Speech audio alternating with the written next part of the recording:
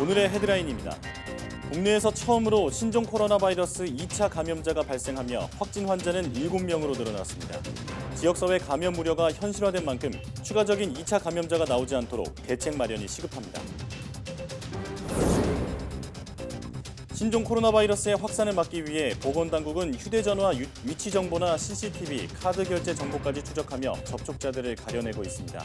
바이러스가 진화할수록 이를 막는 방역 대책도 최첨단 기술을 이용해 발전하고 있습니다. 과학기술정보통신부는 ICT 규제 샌드박스 시행 1주년을 맞아 5G, 인공지능 등의 분야에 대한 규제 개선에 앞장서기로 했습니다. 이와 함께 임시허가 유효기간을 연장하는 방안이 담긴 관련 법령 개정에도 주력해 나간다는 방침입니다.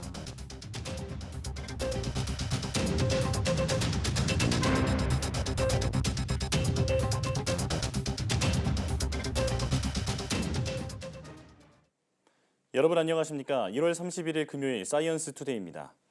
국내에서 7번째 신종 코로나 바이러스 환자가 발생했습니다. 질병관리본부는 중국 우한에서 청도를 거쳐 지난 23일 입국한 28살 한국인 남성이 신종 코로나 바이러스에 감염된 것으로 최종 확인됐다고 밝혔습니다. 질본은 이 남성이 입국 뒤 26일부터 기침 증세가 나타났으며 그제부터는 37.7도의 고열과 기침, 가래 등 호흡기 증상이 뚜렷해져 보건소에 신고했습니다. 질본은 이 환자에 대한 심층 역학조사 결과가 나오는 대로 추가로 확인된 내용을 공개할 예정입니다. 국내에서 처음으로 신종 코로나 바이러스 2차 감염자가 발생했습니다. 격리되지 않은 채 일상생활을 한 능동감시 대상자여서 상당히 많은 접촉자가 있었을 것으로 보입니다. 특히 2차 감염 환자는 수도권을 며칠간 돌아다닌 3번 환자와 음식점에서 접촉한 사람이란 점에서 우려가 커지고 있습니다. 김진우 기자가 보도합니다. 추가로 확인된 확진 환자 2명은 모두 능동감시 대상자였습니다. 능동감시 대상자는 일상생활을 하면서 보건소에서 하루에 2번 전화를 걸어 발열 여부와 호흡기 증상을 확인하는 대상자입니다. 이들 2명은 격리되지 않은 상태로 일주일가량 일상생활을 했기 때문에 이들의 이동 동선과 접촉자를 찾는 게 급선무입니다. 특히 6번 환자는 지난 22일 오후 6시부터 오후 7시 20분까지 3번 환자와 서울 강남에 있는 한일관이라는 음식점에서 함께 식사를 했습니다. 여기서 발생한 접촉자는 6번 환자를 포함해 모두 4명입니다. 6번 환자는 현재 서울대병원에 격리돼 치료 중이며 겉으로 드러나는 증상이 거의 없을 정도로 건강 상태는 양호합니다. 이 환자는 중국을 방문한 적이 없는 것으로 알려졌으며 이 사실이 확인되면 환자와의 접촉에 의해 신종 코로나에 감염된 국내 첫 사람 간 2차 감염 사례가 될 것으로 보입니다. 3번 환자는 지난 22일부터 25일까지 서울 강남과 경기도 일산 일대를 다닌 것으로 조사됐습니다. 이 때문에 3번 환자의 이동 동선과 접촉자들에 대해서도 다시 한번 면밀한 조사가 필요해 보입니다. 중국에서 계속 입국자가 있고 있는 상황에서는 환자 발생은 계속 늘 거다, 당분간. 우리가 어떻게 방역을 하고 대응하느냐에 따라서 그것이 많이 바뀔 수가 있다. 지금까지 2차 감염이 확인된 나라는 일본과 타이완, 독일 3개 나라이고 베트남도 2차 감염으로 추정되는 사례가 발생했습니다. 일상생활을 한 능동감시자 2명에게서 확진 사례가 발견되고 처음으로 2차 감염까지 확인되면서 앞으로 국내에서 신종 코로나 바이러스 감염증은 더욱 확산할 것으로 우려됩니다. YTN 김준호입니다. 신종 코로나 바이러스 6번째 확진자는 3번째 환자의 접촉자로 능동감시를 받던 도중에 양성으로 확인됐는데요. 이처럼 감염병은 접촉자를 잘 파악하고 관리하는 것이 중요합니다. 보건당국은 초분단위로 휴대전화 위치 정보나 CCTV, 카드 결제 정보까지 추적하며 접촉자들을 가려내고 있습니다. 최소라 기자입니다. 신종 코로나 바이러스 감염증 3번째와 4번째 확진자의 이동 경로입니다. 3번째 확진자는 서울 강남구와 서초구, 일산을 오가며 성형외과와 식당 등을 활보했고 4번째 확진자는 귀국 후 경기도 평택시의 의원과 약국을 방문했습니다. 어떻게 이들이 움직인 흔적을 알아낼까? 보건당국은 우선 확진자 진술을 토대로 동선을 파악한 뒤 이동통신사의 기지국 정보로 검증합니다. 휴대전화가 5초에서 10초마다 가까운 기지국과 교신하는데 이 기록으로 시간대별 위치를 파악하는 겁니다. 스마트폰 위성 항법 시스템 GPS와 달리 모든 휴대전화를 대상으로 파악할 수 있고 기지국이 촘촘한 수도권이나 실내에 있으면 정확도는 더 올라갑니다. 오차는 1-200m 뭐 이 정도 된다라고 하는데요. 기지국 근처에서 너무 많이 떨어지면 전파가 안 잡히고 뭐 그런 한계점은 있다. 다음으로 분석하는 건 도심 곳곳에 있는 CCTV입니다. 확진자가 마스크를 착용하고 있는지, 옆 사람과 거리는 얼마나 되는지, 대화를 나눴는지를 살펴 위험군을 가려냅니다. 접촉자는 노출 시간, 노출 위험도에 따라서 밀접 접촉자와 일상 접촉자로 분류하여 밀접 접촉자는 자가격리 후에 모니터링을 진행 중에 있습니다. 2003년 사스와 2015년 메르스에 이어 신종 코로나 바이러스까지 바이러스가 진화할수록 이를 막는 방역 대책도 최첨단 기술을 이용해 발전하고 있습니다. YTN 사이언스 최소라입니다. 세계보건기구 WHO는 중국 우한에서 발병한 신종 코로나 바이러스 감염증에 대해 국제적 공중보건 비상사태를 선포했습니다. WHO는 공중보건 시스템이 취약한 국가로 급속히 확산할 것을 가장 우려했습니다. 박철원 기자가 보도합니다.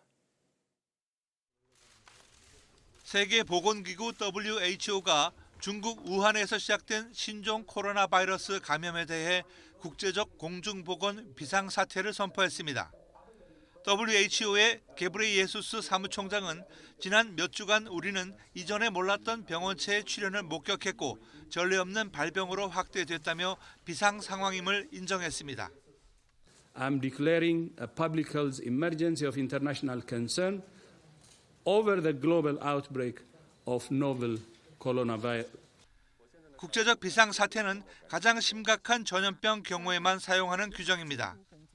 WHO의 긴급위원회는 일주일 사이에 감염 사례가 10배 이상 급증하는 바이러스의 확산 속도에 주목했습니다.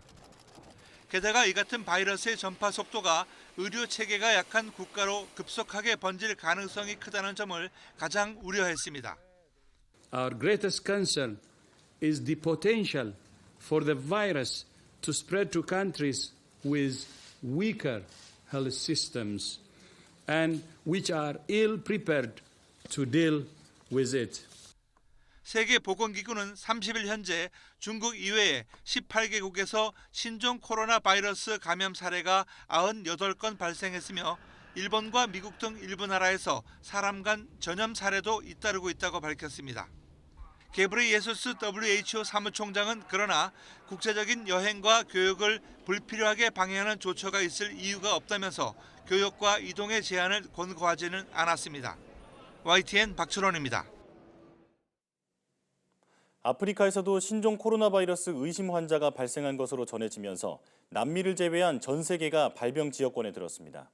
각국 항공사는 중국을 오가는 항공편을 잇따라 중단하는 등 바이러스 확산 차단에 안간힘을 쓰고 있습니다. 김희준 기자가 보도합니다. 아프리카 연합 본부가 있는 에티오피아. 신종 코로나 바이러스 감염증의 전 세계 확산 소식에 시민들은 우려를 표합니다. እዛ ቻይና ውስጥ ደግሞ የኢትዮጵያ ተማሪዎች ይኖራሉ። ስለዚህ ሌሎች ሀገሮች ዜጎቻቸውን ያወጣሉ. 수단과 잠비아 등에서 신종 코로나 의심 환자가 발생했다는 발표와 보도가 잇따르면서 아프리카 방역 당국도 촉각을 곤두세우고 있습니다.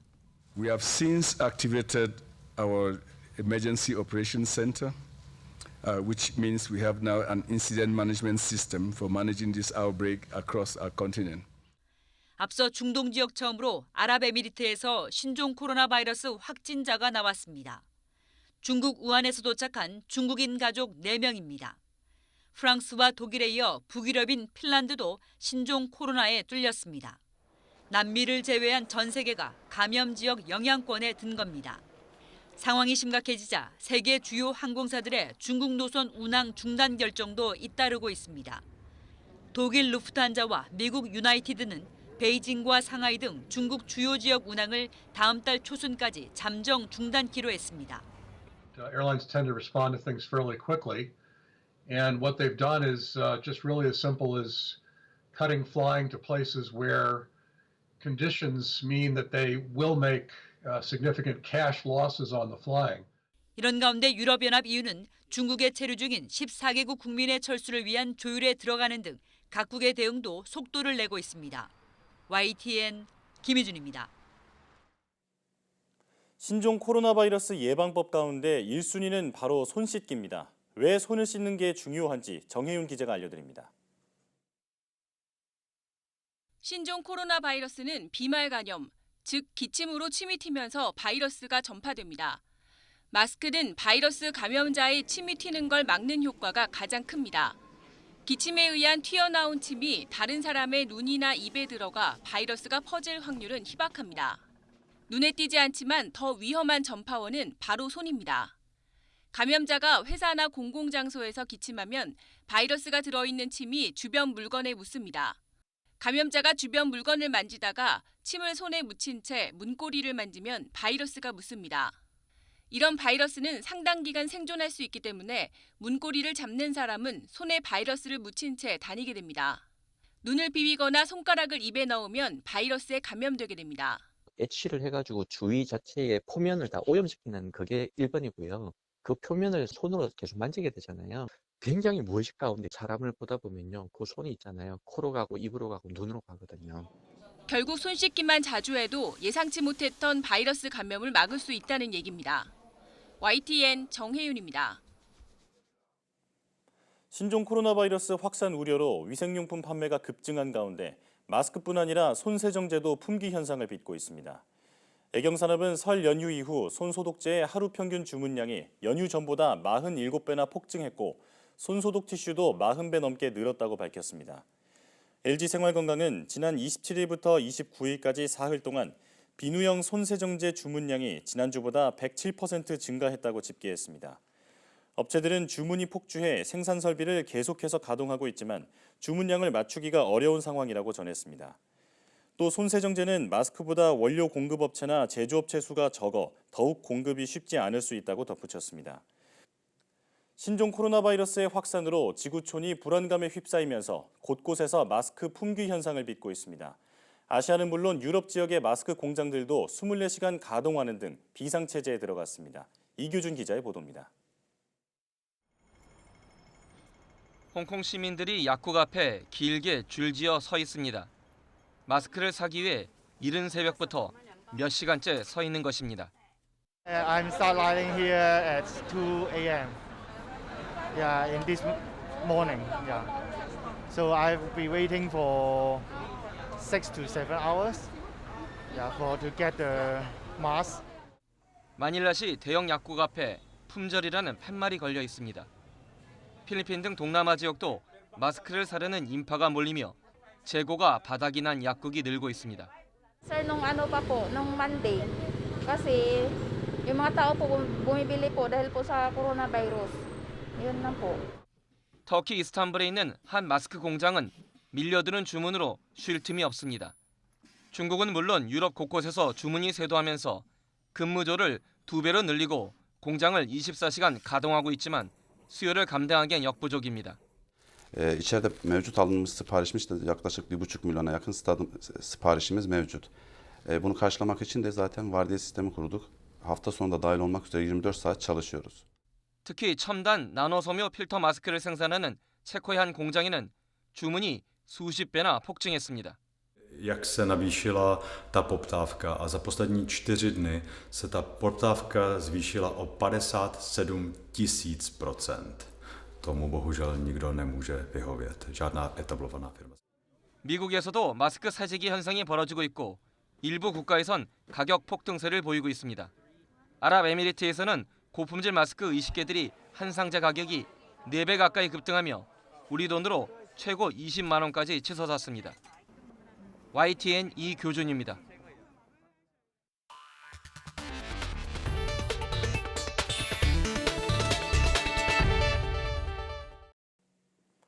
오늘 내륙은 구름 많고 포근한 날씨가 이어지겠습니다.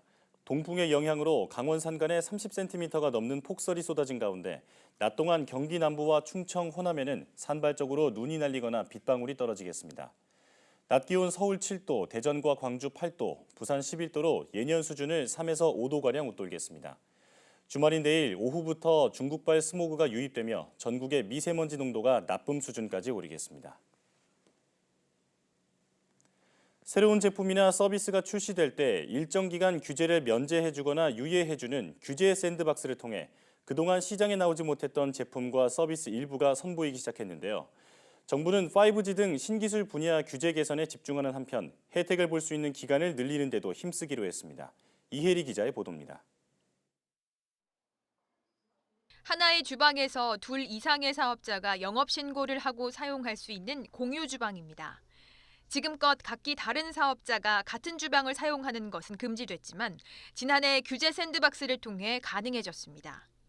주로 온라인에서 음식 판매를 하는 소규모 사업자들이 초기 창업 비용을 낮추기 위한 목적으로 공유 주방을 찾았습니다.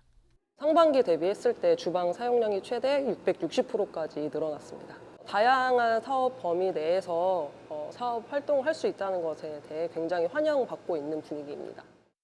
국민 편의를 높이고 재발급 비용을 줄이기 위한 모바일 운전면허증도 올해 상반기 출시를 앞두고 있습니다. 규제 샌드박스 제도를 통해 접수된 과제는 모두 120건. 이 가운데 40건이 규제를 면제 또는 유예받는 실질적인 혜택을 받고 이 중 16건은 시장에 출시됐습니다. 시장으로 나온 신제품과 서비스들로 56억 원이 넘는 매출액이 발생했고 고용과 투자 확대도 이어졌습니다. 정부는 올해 특히 5G와 인공지능 등의 분야에 대한 규제 개선에 앞장선다는 계획입니다. 5G 응용 서비스, 인공지능 융합 등 DNA 기반 신산업 주간 부처로서 국민들에게 다른 차원의 경험을 제공할 수 있는 대표 과제들을 선제적으로 발굴하겠습니다. 정부는 또 규제 적용을 받지 않고 서비스를 할 수 있도록 하는 임시허가 유효 기간을 연장하는 방안이 담긴 관련 법령 개정에도 주력해 나간다는 방침입니다.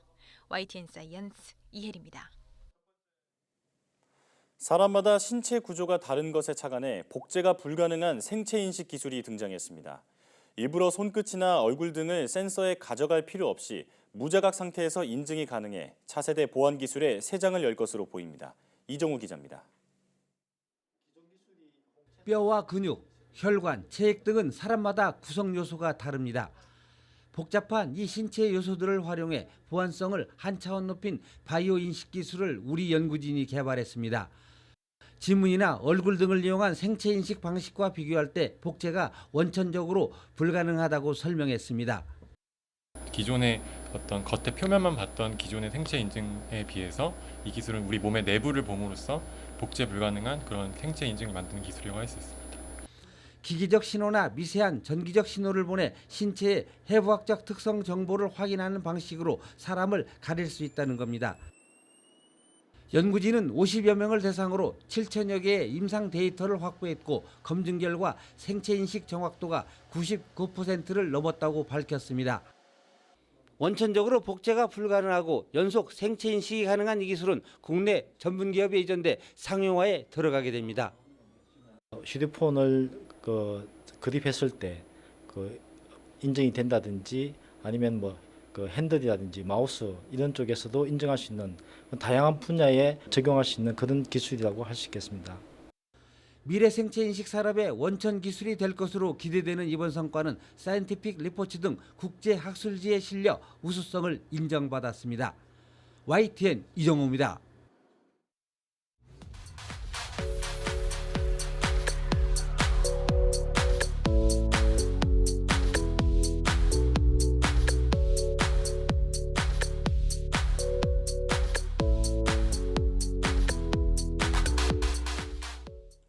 세계보건기구 WHO가 역대 6번째로 국제적 공중보건 비상사태를 선포한 가운데 우리나라에서도 신종 코로나 바이러스 2차 감염자가 나왔습니다. 확산세가 심상치 않아 대유행 우려가 나오고 있는데요. 오늘 오후 4시 사이언스 투데이 과학본색에서는 신종 코로나 바이러스의 대유행 가능성에 대해 알아보겠습니다. 오후도 많은 시청 바랍니다. 함께해 주신 여러분 고맙습니다.